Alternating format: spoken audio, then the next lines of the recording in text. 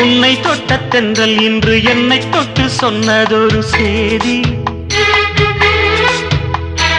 உள்ளுக்குள்ளே ஆசை வைத்து தள்ளி தள்ளி போவதென்ன நீதி.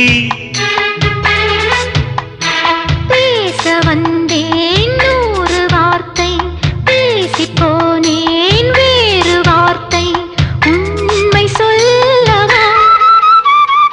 உன்னை தொட்ட தென்றல் இன்று என்னை தொட்டு சொன்னதொரு சேதி. உள்ளுக்குள்ளே ஆசை வைத்து தள்ளி தள்ளி போவதென்ன நீதி.